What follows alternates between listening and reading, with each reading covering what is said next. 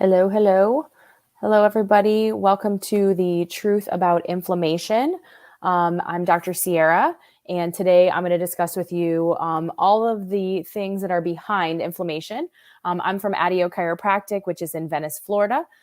This is my lovely family, and one of the reasons why I love doing these workshops and I focus on vitalistic health is for my family and also for patients and their family. I've always been very proactive about my health, my husband, of course, and my kids' health now. And so one of the things that I'm working towards is making sure that we are living up to our potential. I'm also trying to protect us from getting disease and from some sort of the paths that, we don't want to go down because we have a family history of heart disease, cancer, dementia, diabetes. And we all have genes. And the genes that we are given, whether they're good, whether they're bad, we have the ability to control them. We have the ability to turn those on or off. It's not a dooming sentence. And it also doesn't mean we can't just ignore our health either if we have great genes. We have to make sure that we are focusing every single day on living our best lives and making sure that we are doing everything we can within our power to stay healthy. So that's what I'll be focusing on today is things that you can do to protect yourself or to get back on track with your health. What I want to do right now is I'm just going to check and make sure that this is recording because I am recorded this all just a moment ago and it did not record. So here we go. I want to make sure that we're recording and I'm going to share my screen again as we get started and going through this. So let's see here. All right. So, all right. So here we go. So today, what I'm going to focus on is a few things. We're going to focus on first explaining what inflammation is and the definition, how you know if you have it, things that you should avoid to make sure that you are not getting inflamed, or if you are, it's not getting worse, things that you can add into your diet or lifestyle. So lifestyle changes, foods, and then I'll talk about some supplements that you can start taking to help with your inflammation. So, basically, the definition of inflammation is your body's response of the immune system. So it is a response to irritants, it's a response to pathogens or damaged cells. So a lot of us think of inflammation as being like I fell, I have some swelling and I had a scrape on my leg, or maybe I got an infection and my finger is swollen. Well, that is definitely inflammation. And that is your body's natural immune response happening to try to protect you from there being any other problems. It's how our body actually heals. But when we think about inflammation, there can be either good inflammation, bad inflammation, or what we're going to call the ugly inflammation. So good inflammation is your body's first line of defense against harm. It is basically your self-protection mechanism. That is considered acute inflammation. So acute means new. It just happened, it's working, and it's doing its job. Bad inflammation is long-term. So when it's going on for several months to years, that's chronic inflammation. So some of you who have been patients in the office or maybe come in for your initial exam, you maybe tell me you sprained your ankle or something like that. Well, that's acute inflammation. That just happened over the last couple of weeks. But sometimes you're telling me that you've had problems for 10, 15, 20 years, and I can feel inflammation in the joints of your spine or of your body, and that's been lingering there for that long. So that's not good. That's been sitting there. That's now chronic. And then ugly inflammation is the chronic inflammation that sticks around for long enough to cause disease. So diseases like arthritis, which is major damage to the joints, cancer, autoimmune conditions, diabetes, obesity, and heart disease. So today we're mostly going to be discussing chronic inflammation, how you can reverse it, how you know if you have it, and then more importantly, modifications you can make in your lifestyle that can start working now. So what are some causes of chronic inflammation? So chronic inflammation can happen from 4 ways. So number 1, your body doesn't eliminate the cause of the acute inflammation. So maybe it's an organism. So you had a bacterial infection, that organism is just not going away. Maybe it's a fungus, like a yeast infection or something like that. Maybe it's a virus. So we sometimes have underlying viruses that just never get out of our body. And they're just like Epstein-Barr virus is one of those. And it's just living in our body for long periods of time. Or parasites. I think you would be surprised to know how many people actually have more parasites than they should have in their body. They come from our foods, they come from our water, they come from dairy and things like that. The second cause of chronic inflammation can be low levels of toxicity. So if you've been getting my email series, I talk about the 3 causes of subluxation or misalignments in the spine: thoughts, traumas, and toxins. Toxins are low-level chemical exposure, just gets stuck in our body. So it can come from our personal care products, and come from makeup, from soap, come from the air we breathe, from chemicals on our lawn, from our cleaning products. That is a huge one. Those are loaded with chemicals and toxicity, and then they get trapped inside our body and just cause chronic inflammation. Also, autoimmune conditions where the immune system is actually attacking healthy cells. That's an inflammatory response. And then biochemical stress. What biochemical stress does, it leads to oxidative stress and the production of more free radicals, which are basically cells that are out of control inside our body, and they're not able to be eliminated in the proper way. So, chronic inflammation is one of the most significant causes of death in the world. The reason that happens is because inflammation is the underlying cause of the major killers. So, heart disease, diabetes, cancer, obesity. So we need to figure out a way that we can all work together, and you can work with your family and your body to make sure that you are not living in a chronically inflamed state. So what are some signs and symptoms that you have chronic inflammation? So number 1, pain. That's a very good sign. If you think about like joint pain and things like that, again, I already touched on that's coming from chronic inflammation. Fatigue or insomnia. So you're always tired. You can't get to sleep. That could mean you're inflamed. Depression, anxiety, mood disorders.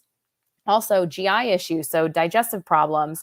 If you've ever been stressed out and your stomach has been upset, that can be one of the reasons why, is because you basically have caused inflammation in your gut. Weight gain, whether it's slow, whether it's chronic, whether it's just a little bit over time, that's a sign of inflammation. And also getting sick all the time. If you are one of those people or those families that's always at the doctor every other week, you have a new illness, new sickness, you got a new cold, you can't figure out what's going on, you probably have chronic underlying inflammation. So what are some of the conditions that are related to chronic inflammation? Maybe right now you're thinking of some, especially if you've been in the office this week. I've been touching on them as we've been getting ready for this workshop. So some of the conditions associated with chronic inflammation are asthma, cancer, heart disease, neurological disorders such as Alzheimer's, dementia, obesity, gum disease, so like periodontal disease, rheumatoid arthritis, so sinusitis, chronic inflammation of your sinuses, always stuffy, always inflamed, type 2 diabetes, and then colitis or Crohn's, which are some of those GI-related issues.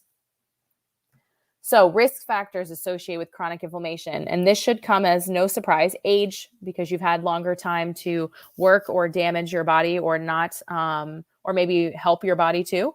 Obesity, so again, lifestyle driven.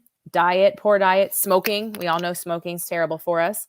Stress, sleep disorders, not getting enough sleep. But everything that I just talked about can be modified with lifestyle changes. And the changes don't have to be super drastic. You can start slow. You can work into this.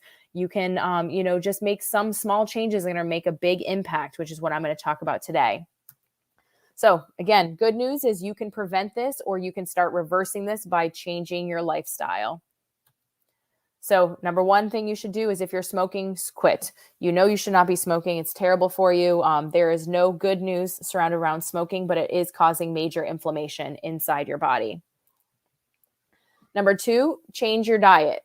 So one of the best ways to prevent inflammation is to start eating better. High vegetable diet, especially leafy greens, green foods in general, high fruit, making sure you're eating fruits that are lower on the glycemic index, which I'll talk about here in a little bit. High fish, so healthy fatty fish, and then high fat diet. Those all help to start regulating the basically the inflammation that's inside your body. And even if you want to take it one step further, you can focus on antioxidant rich foods. When you have antioxidant rich foods such as berries, and different herbs and leafy greens, spinach and things like that, it's only going to help keep your inflammation at a lower level, even prior to making any other changes. So oftentimes I get questions, so what diet do you recommend? I recommend these 3 diets. And again, you don't have to follow these super specifically. You could, work on these 3 together, but some people like to have that specific guidance. So that's the paleo diet, the keto diet, or a Mediterranean style diet. One thing that they all have in common is they're low carb, low sugar. Paleo and keto differ in the fact that keto is very, very high fat, high protein, and no sugar of any kind, whereas paleo has healthy sugars such as honey and maple syrup associated with their diet. They also don't allow pork. And then the Mediterranean diet, if you're not familiar, some people may think Mediterranean, think of Italy and say, "Ooh, I'm going to have that pasta diet." Well, most Italians don't eat pasta for every single meal or the majority of the bulk of their meal. They're eating a high fish, high lean protein, high vegetable laden diet. So if you need more guidance on that, you can always reach out to me. I will be sharing my contact info at the end of this workshop, but you can always reach out to me. I can give you some specific guidance. I can help you with a meal plan. Those are some different things that I'm able to offer to you guys. We can do it virtually. You can come into the office if you'd like to.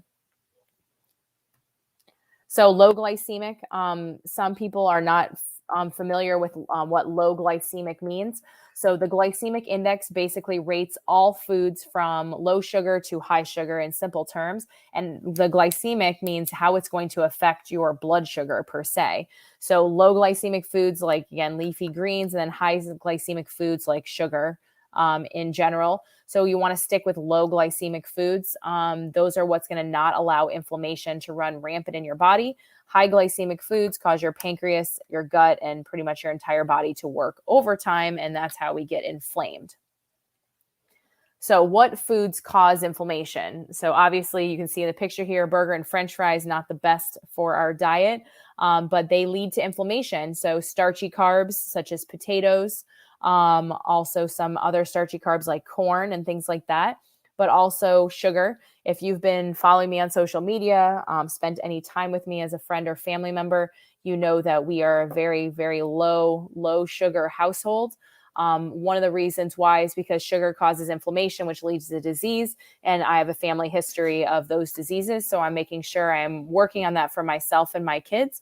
The other thing I like to point out here is there are tons of alternative healthy sugars out there. Honey and maple syrup are very natural.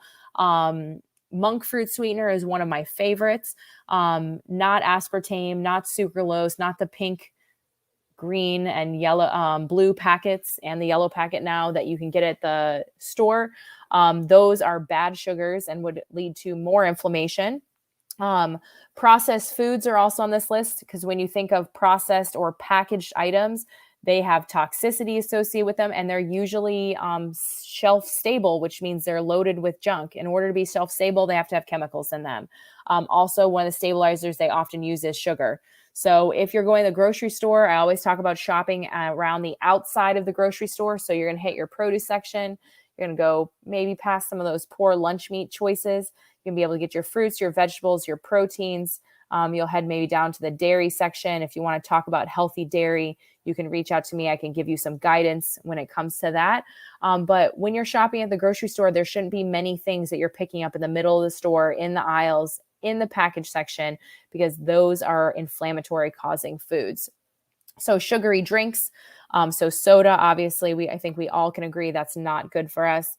Even Gatorade and some of those sweeter beverages that you can get, even so vitamin water versus vitamin water zero, you will be shocked if you actually check out the label and how much sugar is in there. And then moving on to the next category, kids' foods. Kids' foods are loaded with inflammatory causing agents. Number one, food dyes. Kids' foods are all very fancy colors. So those are loaded with food dyes, which are not good for not only brain chemistry, ADHD, things like that, but they cause inflammation. Sugar is usually in all of those kids' products. I feel like everything that my kids see at the store that they want to buy is like coated in a sugar coating. There's a lot of alternatives out there. As you guys know, and you can see in my picture, my kids are 2 and 4. They love snacks. They love things that look appetizing. So I can point you in the direction of how you can find healthier alternatives that still taste good. Another inflammatory causing food is grain-fed beef.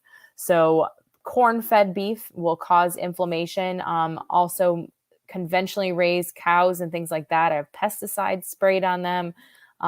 They generally have hormones added. It's not good. So you should be looking for grass-fed meats. You can get them at the store, very readily available right now. Over the past 5 years, they have them at every store. Target has a great deal on their grass-fed ground beef. I usually buy it there. Also, pork. Pork in general is a no-no unless you can find humanely raised pork. Humanely raised pork means it's not eating garbage. It's, eating kind of grass-fed, free-range pork, but also not fed hormones and things like that. And then poultry. If you haven't watched the documentary on poultry yet, it's on Netflix. You can check that one out. But the poultry industry loves to spend money on, injecting hormones into the chickens and things like that, as well as they are definitely not allowed to walk around and have any sort of real life. So you want to be looking for organic, free-range chicken and eggs if that's possible. And then the last inflammatory causing food I want to talk about today is fake margarine. So fake butter, margarine, and bad fats in general. So vegetable oil, canola oil, which is in almost every packaged product. Check out your hummus next time you're buying it. They love putting canola oil in there. But when you're buying fats or healthy fats, real butter is a great way to go. Organic, grass-fed butter. There's a lot of good brands out there now. I still buy Kerrygold. I do also like, and I of course can't think of the name right now. I think Pete and Jerry's is one of them that makes the good butter, but those are things you want to be looking for. Also vegetable oils in the middle section, stick with extra virgin, cold pressed olive oil, avocado oil, and things like that. So, I was going to touch on a little bit here. So sometimes as I'm reading off this list, I'll have parents or people saying, my gosh, does she shop at like 10 different stores? And I will tell you, my mother-in-law gave me a compliment this morning and she said, you're the queen of delivery. And I am. I'm a busy lady. And so I get a lot of these things delivered to my house. So I'm buying my meat from Butcher Box. I can give you guys the link for that. It's grass-fed beef. It's at a very comparable price. It's convenient, obviously, if it's coming to my house and I can pick the meats that I want. They do have healthy pork. We hadn't eaten pork in many, many years until we started using Butcher Box, because it's humanely raised pork. And then also they have chicken and so forth. I do also have my regular groceries delivered to the house, because you'll be surprised if you start having your groceries delivered. Yep, there's definitely a markup, but you will buy less because you have a plan of attack for your food that you're eating for your week, and you're not buying stuff that you don't need. So, one of the things that we are going to look at as well as we transition to this next healthy area that we can work towards is improving our exercise. So obviously, to get the joints moving, and to get inflammation out, exercise is key. So motion keeps your spine moving, motion keeps your knees moving, your elbows, your shoulders, and so forth. So as we are working towards reducing inflammation in our body, exercise is something that you need to add into your routine. So keeping fluid out of the joints, you can start with walking. It doesn't have to be complicated. So start with walking. Maybe get onto the treadmill. Maybe go, start going to the gym. Start walking in place at home if you live up north and it's freezing, doing some jumping jacks. If you go onto my YouTube channel, I have modifications for planking if you want to start doing some planking. But also, when we talk about motion in the joints, this is really one of the things that I'm talking often about in my practice, because if you're not getting motion into your spine, inevitably it's becoming locked up or fixated, which inflammation loves to sit inside of fixated joints. When inflammation is sitting inside of fixated joints, they start deteriorating more and more and more. So if you look at this chart here, so this is a spine that is starting into the first phase of degeneration here on the left. You can see that it's not stacked up. When you look at the spine, everything should be very neatly stacked up, and even the disc spaces should all be open and they should all be the same size. So what happens is basically as our spine starts shifting out of position, it starts damaging the nervous system, which is the most important, but then it gets fixated and it starts getting inflamed. The longer the inflammation sits there and the longer the fixation is there, then the joints start deteriorating even more as you go towards phase 2 of degeneration. Stays there again for long periods of time. We get to phase 3, then we get to phase 4 when it's fused and there's not much we can do at that time. So when we talk about inflammation and flexibility and fixation in the joints, that's what chiropractic does. It gets your joints moving again. It breaks up that fixation. And then I also, for all my patients, I'm always advising you on exercises at home you can do, spinal rehab, spinal posture things that you can be working on, because that's going to help keep inflammation out of those joints along with your adjustments. So another cause of inflammation is too much stress. So stress causes us to be in a constant state of fight or flight. So there's 2 states that you can be in. You can either be in fight or flight, or you can be in rest and digest. When you think about rest and digest, you just ate your big Thanksgiving dinner and now you're going to go sit on the couch and chill out. Your body is all very relaxed. Everything is working, it's digesting, and you're just hanging out. Well, that's the state that we should be in most of the time. But 99% of us spend our time in fight or flight mode, because what we do is we literally are stressed out all the time. Cavemen did not have to deal with the morning commute to work. So we start our days out often with being in traffic, dropping our kids off at school, always being rushing. So we literally start our day off in this constant state of fight and flight. And that's what leads to chronic inflammation as well. So how do we manage stress? One of the ways that you can manage stress is with yoga, exercise. I already talked about that's a great way to manage stress. It's one of my favorite ways to manage stress.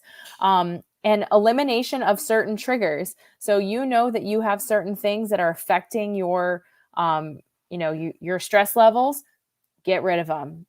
Maybe it's a person. Maybe you need to say you're going to take a break from them. Maybe it's a task that you have on your plate that's something that you signed up for and you don't want to do it anymore. Get rid of it. Start learning to say no. One of the things that I learned as I became a parent and was a working mom is that there's a lot of things that I need to say no to. And I don't have as much time anymore, and I need time for my kids, time for myself. So that means saying no to some of those external obligations. And the more and more you put on your plate, the more and more stress that you're going to have. Another thing that you can do to work on your stress is, if you've never done it before, is gratitude journaling. So gratitude journaling is something that I've done in the past. I sometimes bring it back at different times in my life where maybe you're having a hard time. But all it takes is sitting down at night and maybe having a notebook on your nightstand and writing down 3 good things that happened today. It doesn't have to be complicated. I'm not into long journaling sessions. That's just something I've never been into. But I have gone through phases in my life where I'm like, you know what? I could use a little more positivity. So every night I'm going to write down 3 good things. It could be that you walked for 5 minutes today. It could be that you ran into someone in the grocery store you hadn't seen in 10 years. And then you know what? When you're having a bad moment, look back at some of those great things that have happened to you over the past weeks, months. If you get consistent, it could be over the past year. And that will really start changing your stress level and will definitely help you have a more positive outlook, which helps with inflammation as well. Another great way to work on managing your stress is getting the right amount of sleep. You need 7 to 9 hours of sleep. Some people will tell me, well, I function best on 5. You may think you function best on 5, but your body isn't working on 5. Respect your body. Use listen to the cues. If your body is tired, go to sleep, take a rest, take a nap. Don't be afraid to get in some extra sleep when you need it. So tonight, if you had a long weekend and you're about to go into your, work week, it's Monday and you're heading into Tuesday and you're like, you know what? I just didn't get enough sleep over the weekend. Go to bed early. It's okay. Your body's trying to tell you that's what you need. But maybe you have trouble getting to sleep, or maybe you have trouble staying to sleep. One of the things that we always do for our kids, if you remember from when you had kids or babies, you had a bedtime routine. It was always the same. You maybe rocked them, you read them a story, maybe you patted their back, or you sang them a song. We always have keywords that we say to our kids at night. We say the same thing every single night. But we don't often do that for ourselves as adults. So start creating a bedtime routine. Maybe you do the same thing every night and that will help you get to sleep, but be consistent. Go to bed at the same time every night. That also helps. So also some other tips, no caffeine or sugar before bed. Obviously we know that we shouldn't be having coffee in the evening. That's not ideal, but sugar does the same thing. You may be able to go to sleep with a lot of sugar in your system, but it's going to wake you up in an hour or 2 hours. Also, alcohol is one of those other things that has a lot of sugar and it does the same thing. Going for a walk, doing a meditation, doing some stretching after you have dinner is a great way to get yourself ready for sleep.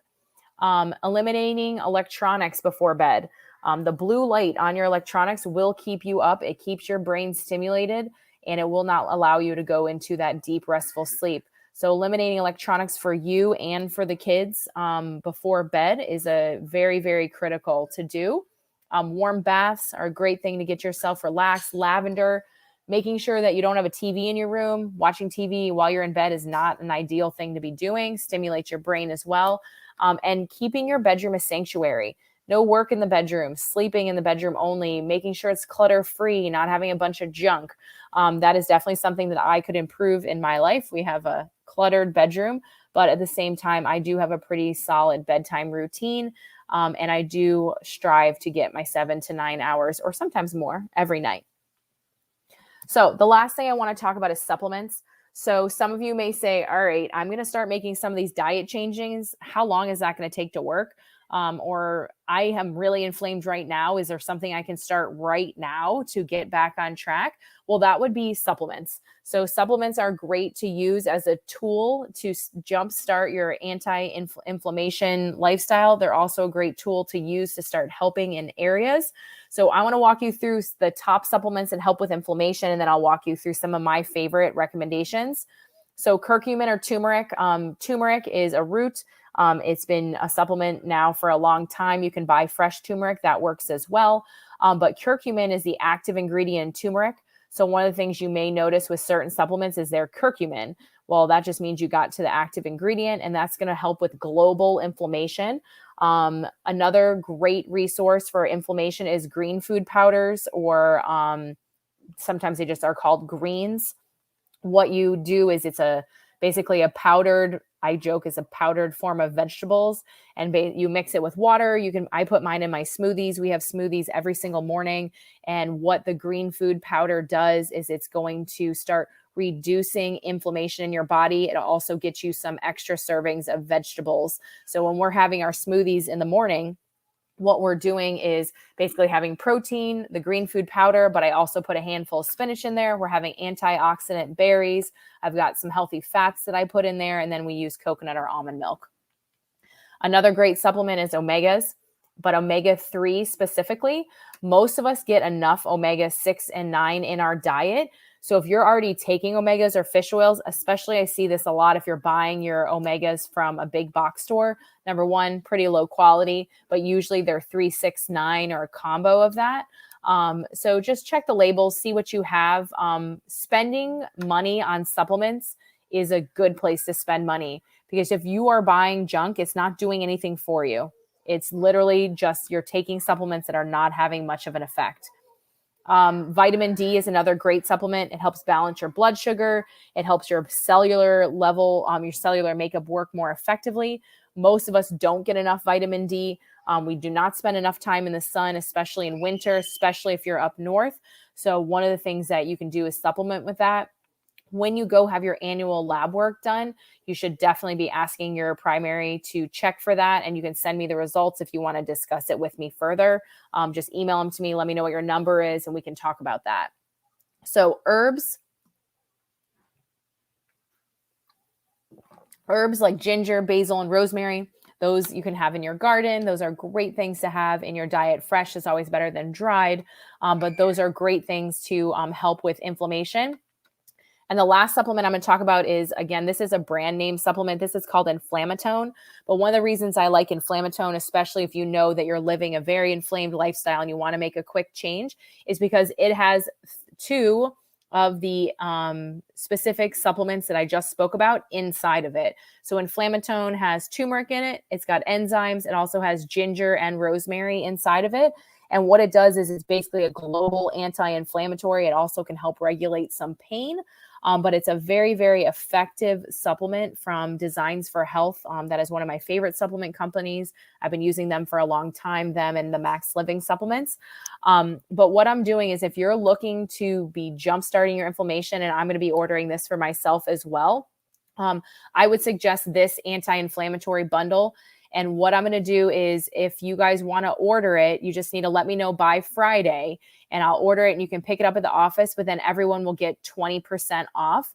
So it's a green food powder, which can be mixed with water or in your smoothies, inflammatone, and then omega-3s. So high dose omega-3s. And normally it retails for $140. If you guys want to order it in a group, that's how I can get you guys a discount. It'll be $112 for the bundle. But you have to let me know you want it, because I'm just going to order what everyone wants, and then you can pick it up at the office. If you're not local and you're watching this, shoot me an email, send me a text, send me a Facebook message, and I can let you know how much it would cost to ship it to you directly. It should not be very much to have that shipped to you. But again, it's greens. This is enough for 30 to 40 days supply of these supplements. And basically what you'll do is you'll take them every day, and this is going to kind of jumpstart your anti-inflammation journey here. So as I'm wrapping up today, if you have any last minute questions, don't hesitate, pop them in the chat. I will answer those. Again, I'll be available to answer more questions via email. You'll also get an email from me today with information about the anti-inflammatory bundle, as well as information about some notes from the workshop today. So I just want to thank everyone for coming. Guys, I was super excited to see we had over 90 people sign up for this workshop. And the biggest thing that I can think when I see such a high number of people sign up is that you guys are ready to make a change in your life, in your inflammation level, and get your health on track. So please use me as your guide, use me as a tool. I would love to be able to help you with anything that you need. Here is my contact info. Again, this is Dr. Sierra. My email is right there. You can find me on Facebook. You might be watching this on Facebook at Dr. Lee Sierra. Also at Adio Chiropractic is our other Facebook page. And then I'm on Instagram. If you're not following me on YouTube, I also have a YouTube channel where you can reach out to me. But please reach out to me if you have questions. I enjoyed spending this time with you guys.